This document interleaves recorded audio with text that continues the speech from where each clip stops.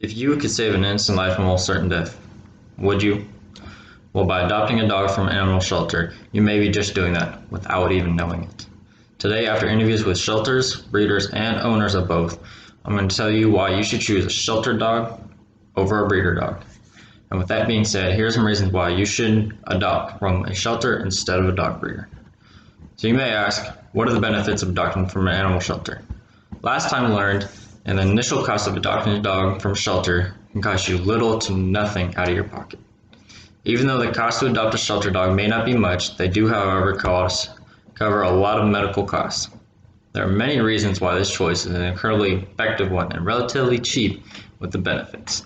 Some of these benefits include the adoption fees range from $0 to $500. That's not much coming out from initial start. Now this does include a lot more than you would think. The first thing it includes is all shots. So any shots your dog may be required for you to take home are already covered. Secondly, spay and neutering. If you don't want to have puppies in the future, your dog will come spay or neutered based on gender, and so puppies in the future will not be a problem. Thirdly, health checks are completed upon arrival. So before you even leave, your dog has already got all health checks, shots, spay and neutering completed before you even leave out the door. So health and future vet visits are already out of the way. Gail Buchwald, Senior Vice President at ASPCA Adoption Center, said, "The great thing about adoption is that shelters do a lot of the work up front. So this takes a lot of hassle right off the front from you that you may be worried about." Now you may ask, what about a dog breeder? Last time we learned adopting a dog from a dog breeder can be quite costly to start with. Even with the expensive adoption costs, they still don't cover everything a new puppy needs. So some of the drawbacks of this kind of dog include cost of adoption is $500 to $1,500, sometimes even more depending on the breed. Now this seems like a lot, so you'd assume that it would come with a lot. This does not include, though, all necessary shots. So you're still going to have to go to your local vet and get all the shots required for your new puppy to have before you can take them home. Secondly, if you want to make sure you're not going to have puppies in the future, you're also going to have to make sure that you get them spayed or neutered right off the bat.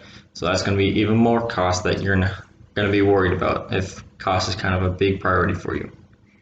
Thirdly, not all health checks are done on your puppies, so that's going to be more vet visits. More vet visits are going to be more vet bills, which are going to add up a lot over an extended period of time. Dog trainer Sarah Hansen stated that depending on location and breed, most breeds run up from $500 to $1,500 just for a pup. Now this can be a lot coming out of your pocket. Now, training. Training is a big topic. How much training does a shelter dog need? In my briefing, I explained that a problem people run into is not knowing how to train their dog. Adopting a dog from a shelter is a great way to avoid any unwanted hassles or unforeseen expenses when first getting a dog. Most of them are already coming from prior homes, so training has already been done. Potty training, where they can sleep, where they can eat. So this alleviates a lot of unnecessary stress and possible problems. Sarah Hansen stated that many adult dogs have lived in a home previously that have already been potty trained. Some may be more advanced levels of training depend on the owners and what they were doing before. Now you may ask, what about a dog breeder? Do you have all the information you need to be able to train a puppy? If not, you can expect a lot of trouble from the start. One thing people kind of worry about is, am I going to be able to train this dog? Do I know how to train?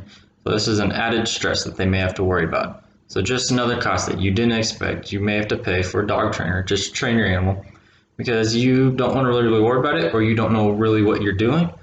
So you're going to lean more towards a dog trainer, which is just going to keep adding to that already expensive cost. And it might become too much that you regret actually getting the dog if you decide to train them yourselves. Finally, last we learned that health problems can be a big thing in dog breeders versus sheltered animals. There are 10 different genetic disorders that are more commonly found in dog breeders than there are in animal shelters. Carol Bouchet, doctor, stated that in a study by Bellamori et al., 10 genetic disorders were more common in dog breeders than shelters, and just in one in shelter dogs. Unexpected health problems can add to earlier problems of expensive costs, because you're going to have to go see the doctor a lot more than you previously expected. This expensive investment into a dog may not last as long as you would hope. So if you get a dog that has a pretty bad genetic disorder from a dog breeder, that puppy you may have may not last as long as you would have liked, versus a dog from an animal shelter that, due to having a mixed breeds in it, has a higher immunity and genetic diversity that it helps them actually stay away from these genetic disorders that are commonly found in these other dog breeder types of breeds. In conclusion, this is why you should adopt your next dog from an animal shelter instead of a dog breeder. Not only are you adopting a life, but you're saving one as well. So today I covered how much it is that it's so much cheaper to adopt from an animal shelter versus adopting from an expensive dog breeder that also is going to have costs that keep adding on to the end.